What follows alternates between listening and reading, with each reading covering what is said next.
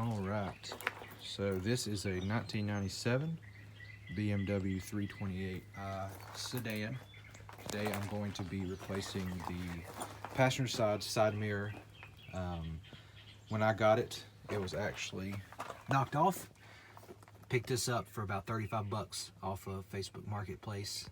That's the best place I've noticed to find about anything BMW related. The marketplace and enthusiast groups, as you can tell, it was completely gone. So this one may be used and it may be a little wear on it, but it is better than nothing. On top of that, there are a few other pieces that I have gotten here to remove it with and to put it back in. Starting off with this pretty cheap Amazon trim removal kit. I picked it up when I had to replace a radio head unit in an Altima. Relatively cheap, don't know exactly how much I paid for it, but definitely worth picking up. A 10mm socket to get the bolts off the mirror, and then a T20 screw bit to get the door card screws off.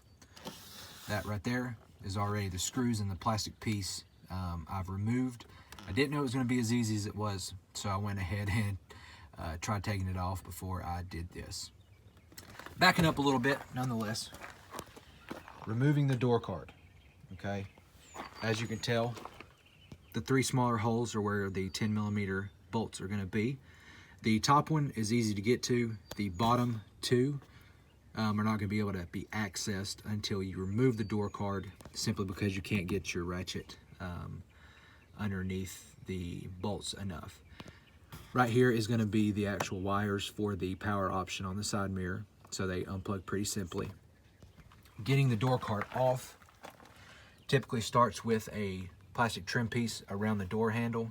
When I picked this up, the door piece was gone, so I didn't have to worry about that. From my understanding, just take one of those trim piece removal tools, pop it towards the front. It should come out pretty easy for you.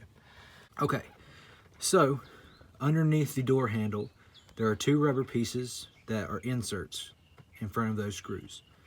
The two screws are T20. The right one was pretty simple to get out.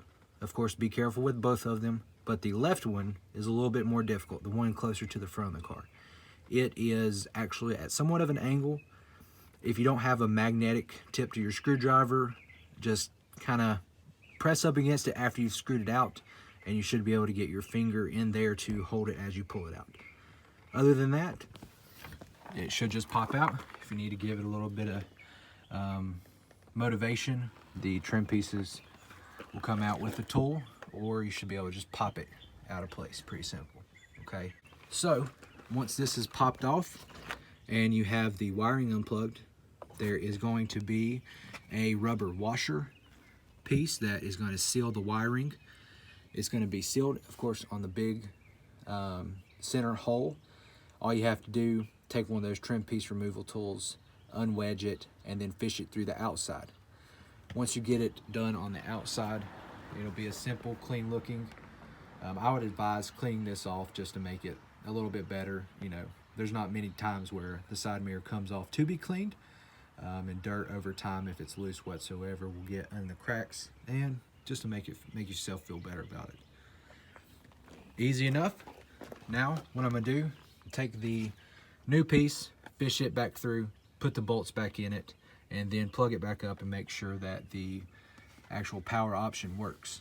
So, good luck.